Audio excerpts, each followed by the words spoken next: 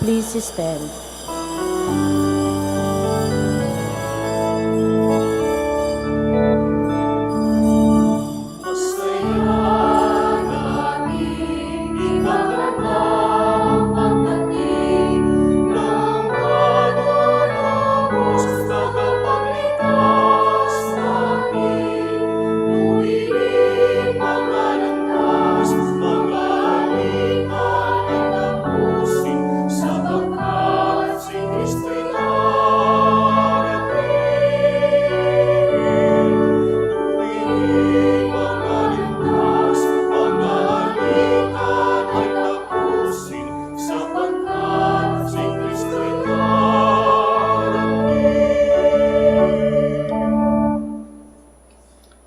In the name of the Father, and of the Son, and of the Holy Spirit. Amen. The grace of our Lord Jesus Christ, and the love of God, and the communion of the Holy Spirit be with you all. And with your spirit. Good morning, everyone, and welcome to the Minor Basilica of Our Lady of the Rosary of Manaoag. Today we celebrate Gaudete Sunday. The third Sunday of Advent is Gaudete Sunday, and Gaudete means joy. So it's a Sunday of joy, so we have to find reasons to be joyful. Bakit ba tayo kaya, ano bang pwede natin ikaligaya sa araw na ito, yung ikaligaya na maayos, no? So we prepare ourselves for this celebration by first pausing for a while, call to mind all our sins and failures, and ask God for forgiveness and strength.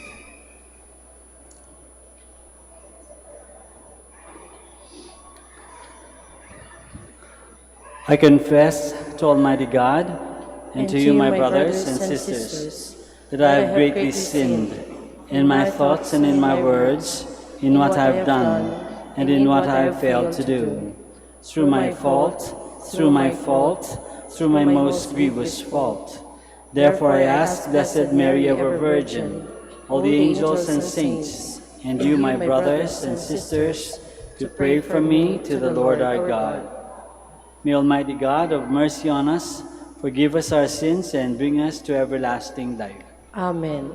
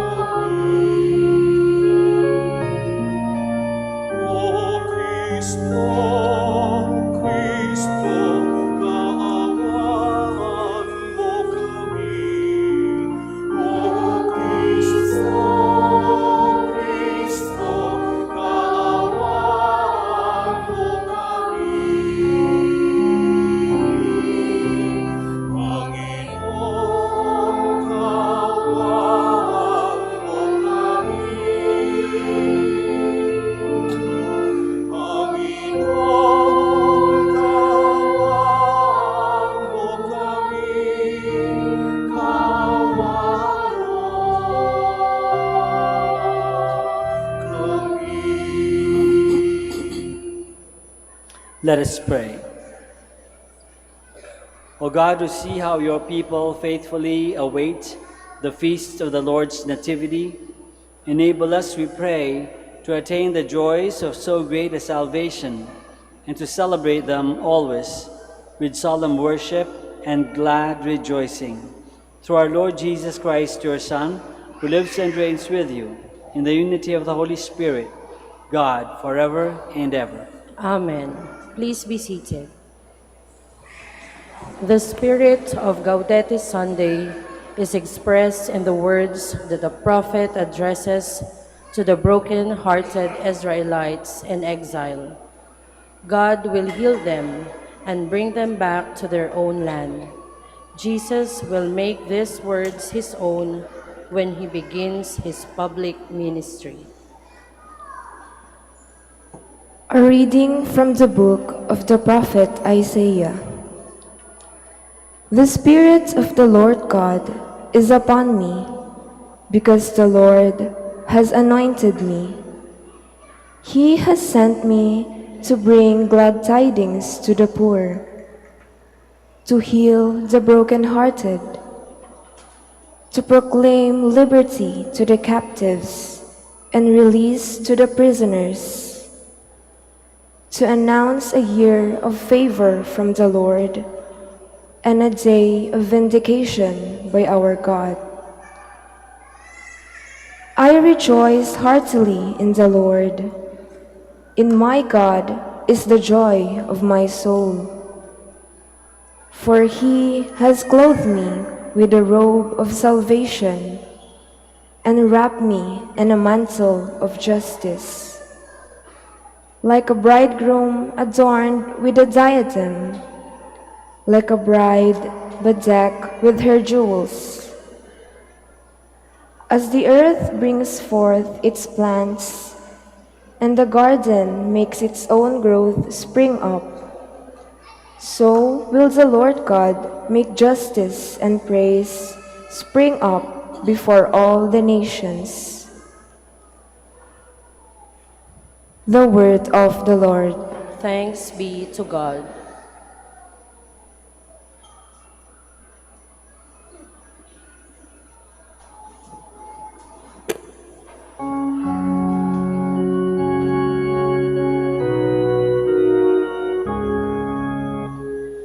My soul rejoices in my God.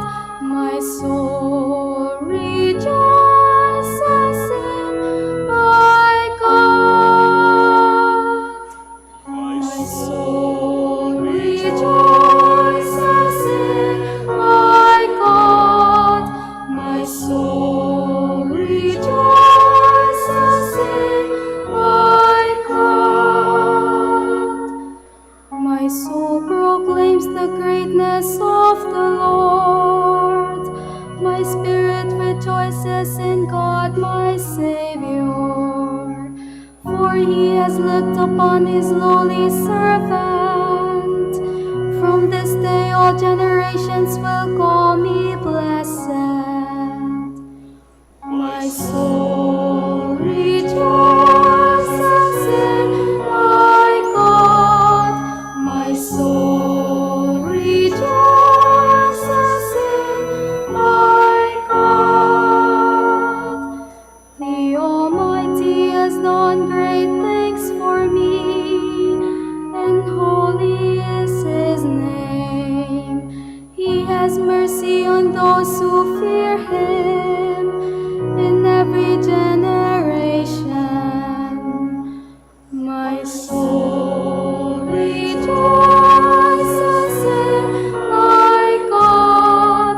My soul rejoices in my God. He has filled the hungry with good things, and the rich he has sent away empty. He has come to the help of his servant Israel, for he has remembered his promise of mercy. My soul rejoices in my God. My soul rejoices in my God.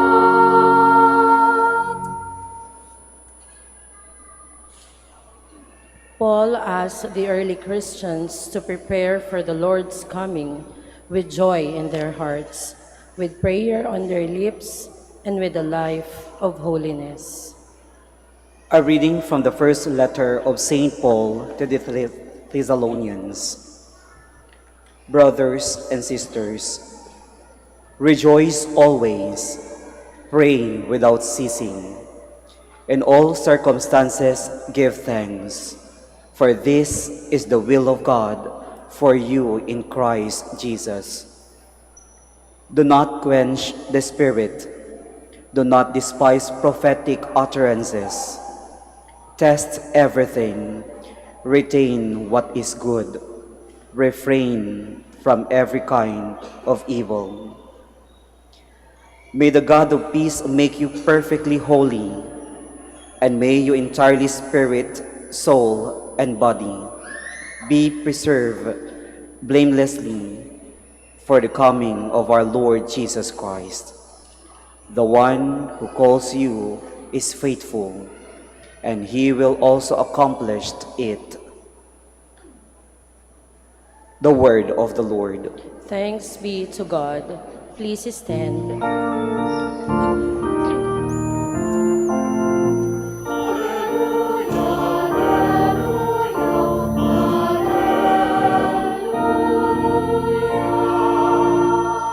The Spirit of the Lord is upon me, because he has anointed me to bring glad tidings to the poor.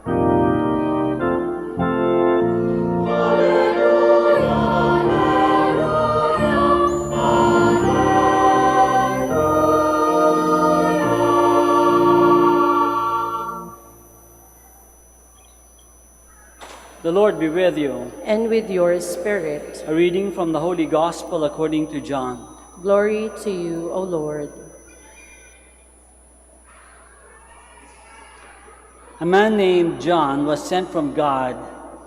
He came for testimony to testify to the light, so that all might believe through him. He was not the light, but came to testify to the light. And this is the testimony of John. When the Jews from Jerusalem sent priests and Levites to him to ask him, "Who are you?" he admitted and did not deny it, but admitted, "I am not the Christ." So they asked him, "What are you then? Are you Elijah?" And he said, "I am not." "Are you the prophet?" He answered, "No." So they said to him, "Who are you? So we can give an answer to those who sent us. What do you have to say for yourself?" And he said, "I am the voice of one crying out in the desert, 'Make straight the way of the Lord,' as Isaiah the prophet said." Some Pharisees were also sent. They asked him, "Why then do you baptize, if you are not the Christ, or Elijah, or the prophet?" John answered them, "I baptize with water, but there is one among you whom you do not recognize, the one who is coming after me, whose sandal strap I am not worthy to untie." This happened in Bethany, across the Jordan, where John was baptizing. The Gospel of the Lord. Praise to you, Lord Jesus Christ. Please be seated.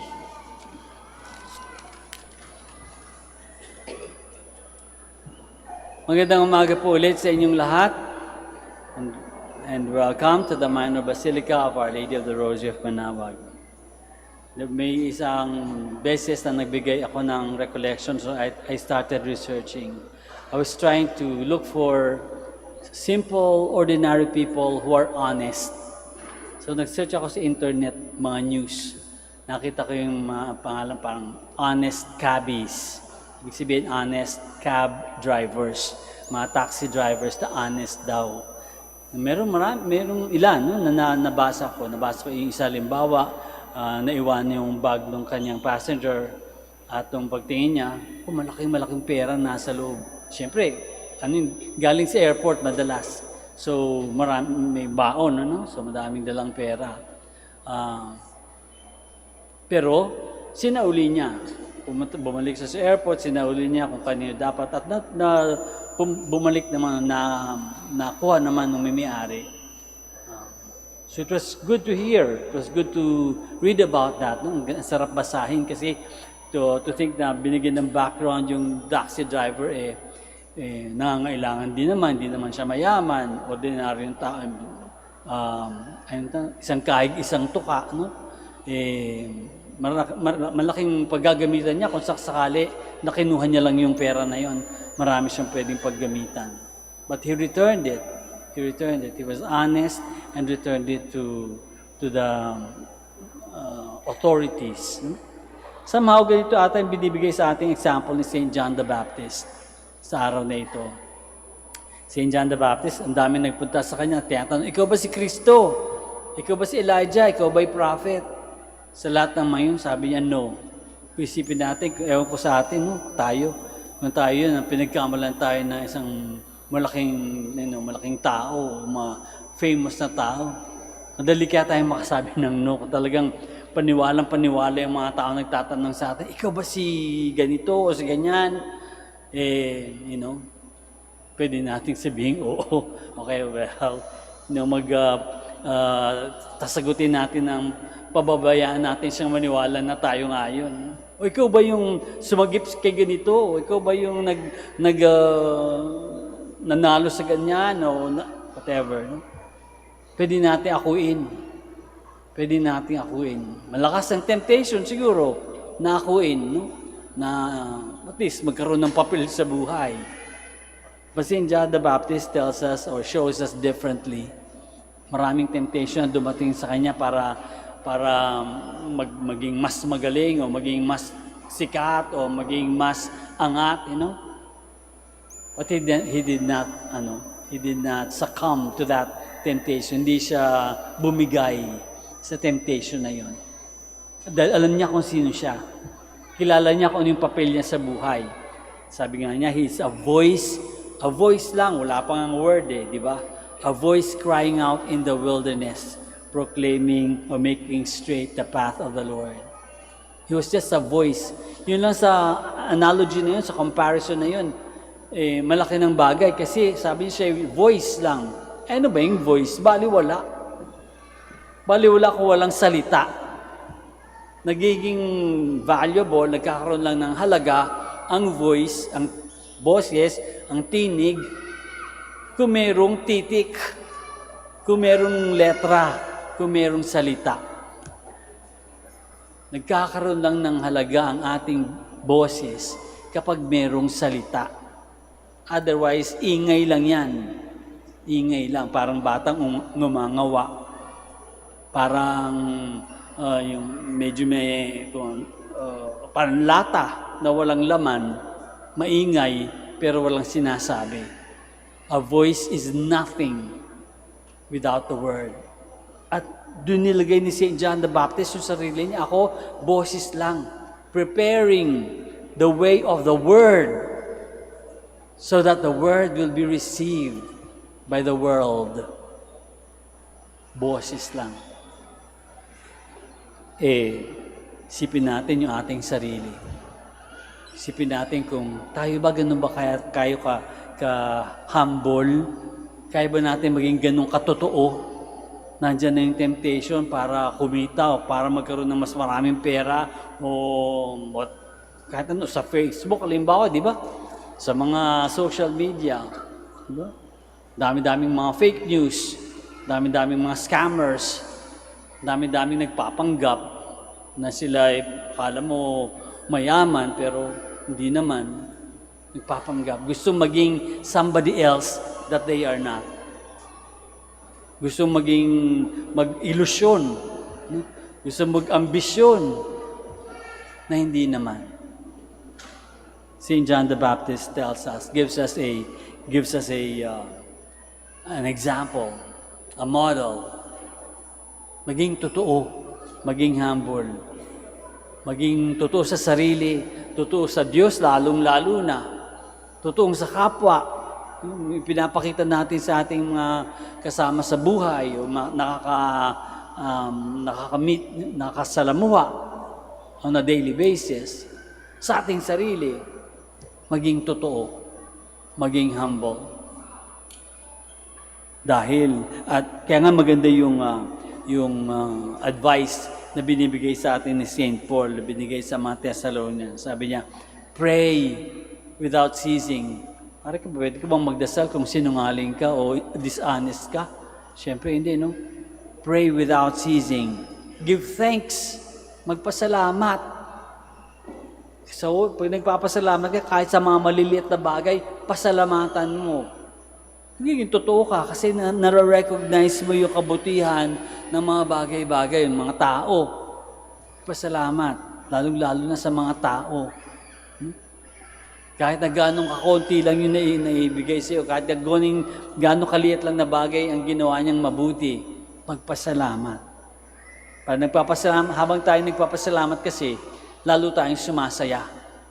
Ang taong mapagpasalamat, masaya, maligaya. Sabi pa ni St. Paul, retain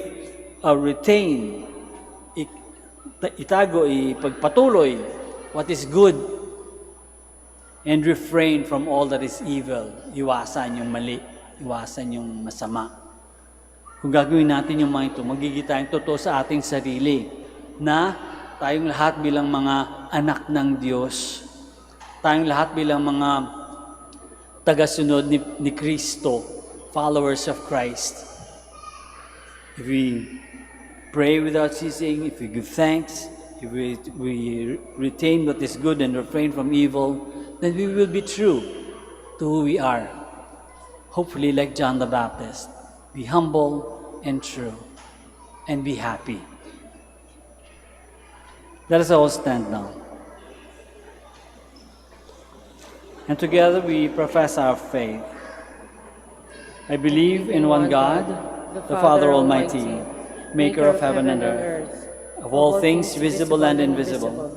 I believe in one Lord Jesus Christ, the only begotten Son of God, born of the Father before all ages, God from God, light from light, true God from true God, begotten, not made, consubstantial with the Father. Through him all things were made. For us men and for our salvation, he came down from heaven, and by the Holy Spirit was incarnate of the Virgin Mary and became man. For our sake he was crucified under Pontius Pilate. He suffered death and was buried, and rose again on the third day in accordance with the Scriptures. He ascended into heaven and is seated at the right hand of the Father. He will come again in glory to judge the living and the dead, and his kingdom will have no end. I believe in the Holy Spirit, the Lord, the giver of life, who proceeds from the Father and the Son, who with the Father and the Son is adored and glorified, who has spoken through the prophets. I believe in one holy, Catholic, and Apostolic Church. I confess one baptism for the forgiveness of sins, and I look forward to the resurrection of the dead and the life of the world to come. Amen. Let us confidently bring our prayers before God the Father, who is the joy of our souls, as we wait in joyful hope for the coming of Christ our Savior. Full of trust, we pray, God, source of our joy, listen to our prayer. God, source of our joy, listen to our prayer. May the Church become a source of joy to those who are suffering and commit herself to defend at all times the dignity and sanctity of human life. We pray. God, source of our joy, listen to our prayer. May world leaders unite to combat all forms of violence and human degradation, implement laws to protect the voiceless members of society, and exert every effort to bring justice and peace. We pray. God, source of our joy, listen to our prayer. May victims of human trafficking, migrants, refugees, and those who suffer from war, persecution, natural disasters, and poverty find hope and healing in Jesus. May they be freed from their bondage and find emotional, physical, and spiritual healing from the communities who welcome them. We pray. God, source of our joy, listen to our prayer. May policemen, law enforcers, those who defend, protect, and care for the victims of injustice, and those who educate others and spread their advocacy about human rights violation be free from harm, be filled with hope and joy, and remain committed to their work.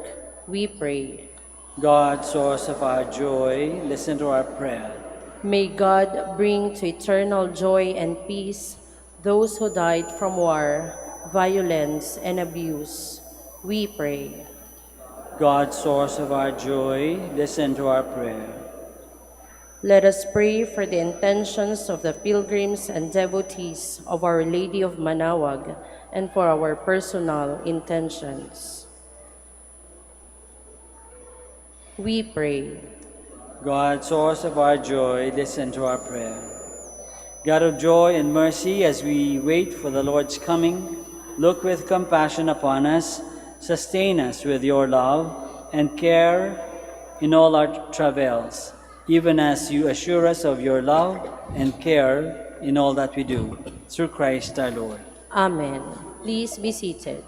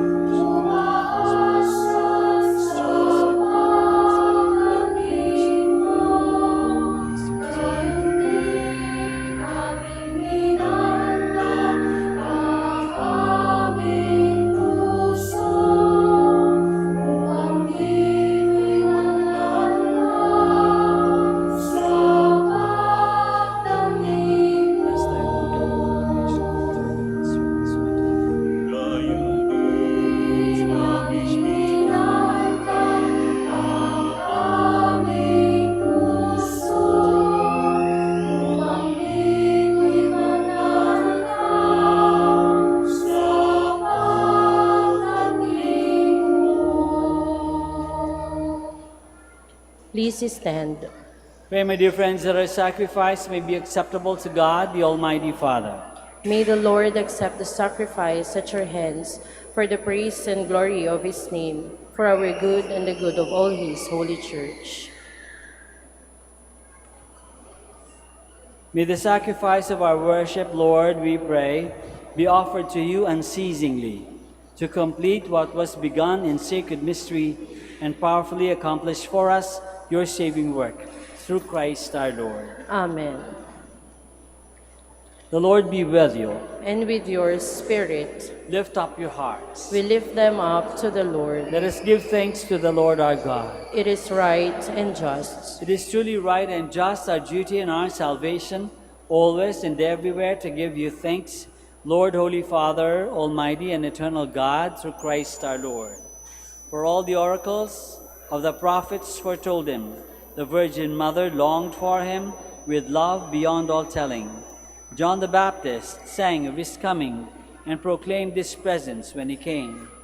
It is by his gift that already we rejoice at the mystery of his nativity, so that he may find us watchful in prayer and exultant in his praise. And so with angels and archangels, with thrones and dominions, and with all the hosts and powers of heaven, we sing the hymn of your glory, as without end we acclaim.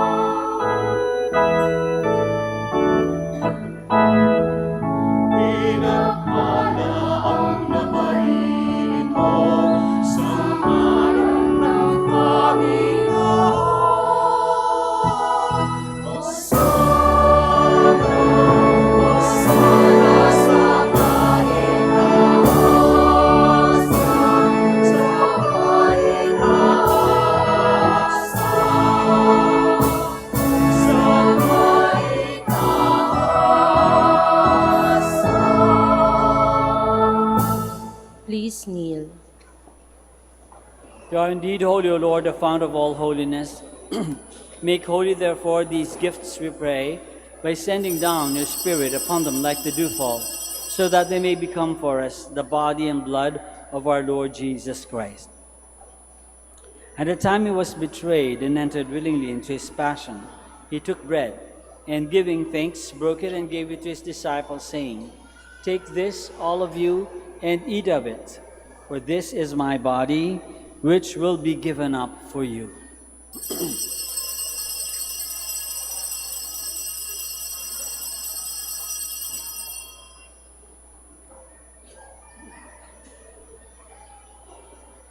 In a similar way, when supper was ended, he took the chalice, and once more, giving thanks, he gave it to his disciples, saying, "Take this, all of you, and drink from it, for this is the chalice of my blood, the blood of the new and eternal covenant, which will be poured out for you and for many for the forgiveness of sins. Do this in memory of me."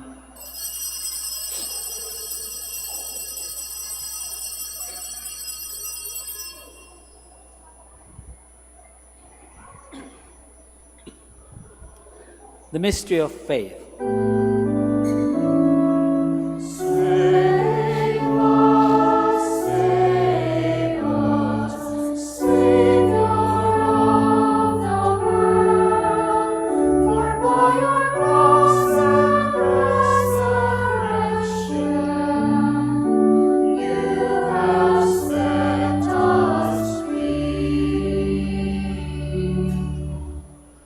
Therefore, as we celebrate the memorial of his death and resurrection, we offer you, Lord, the bread of life and the chalice of salvation, giving thanks that you have held us worthy to be in your presence and minister to you.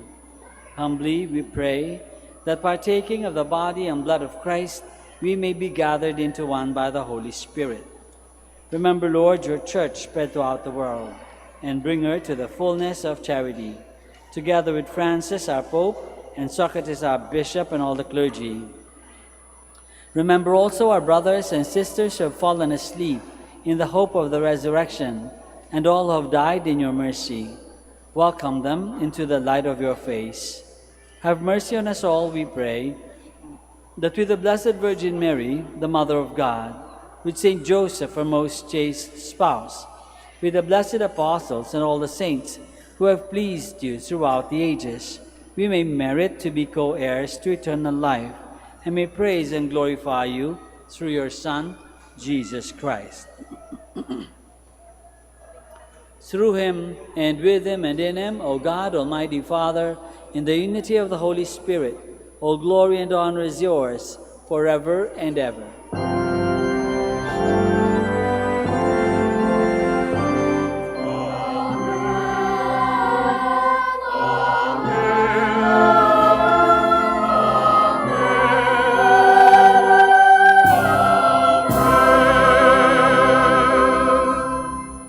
Please stand. Let us pray now to our Father in heaven in the words that our Lord himself has taught us.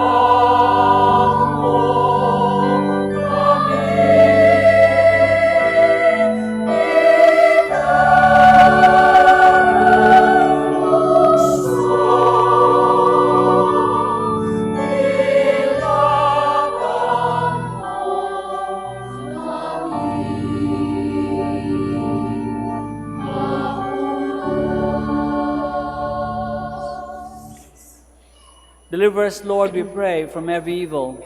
Graciously grant peace in our days, that by the help of your mercy we may be always free from sin and safe from all distress, as we await the blessed hope and the coming of our Savior, Jesus Christ.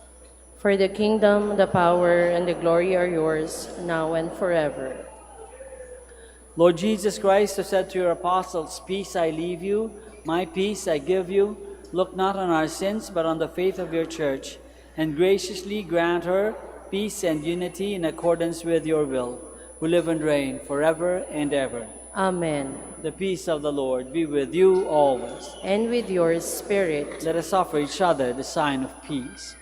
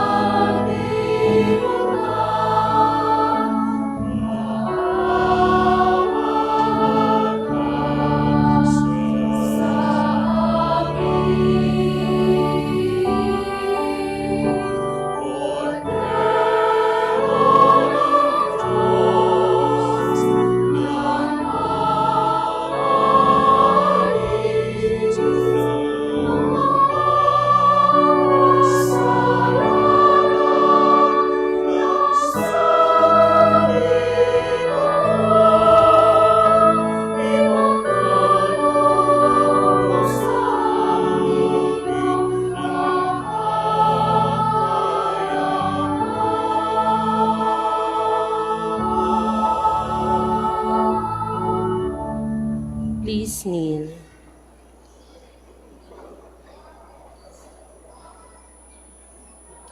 This is Jesus, the Lamb of God, who takes away the sins of the world. Happy are we who are called to this banquet. Lord, Lord, I am not worthy that you should enter under my roof, but only say the word, and my soul shall be healed.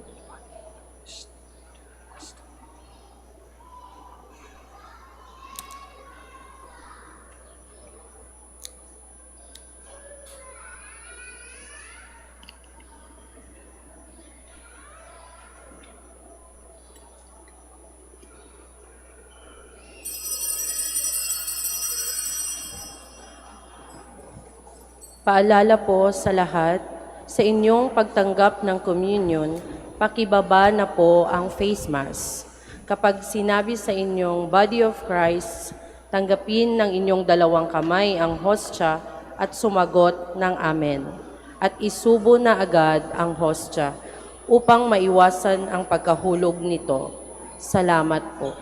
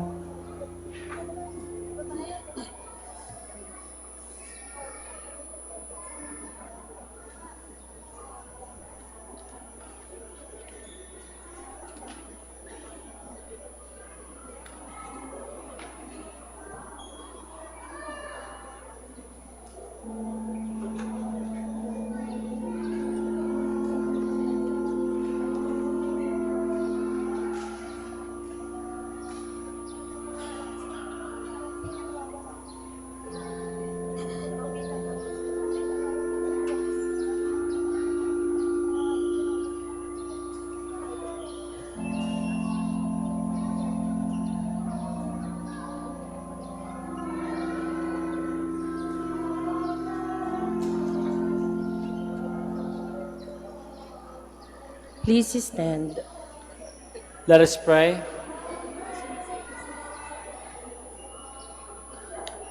We implore your mercy, Lord, that this divine sustenance may cleanse us of our faults and prepare us for the coming feasts. Through Christ our Lord.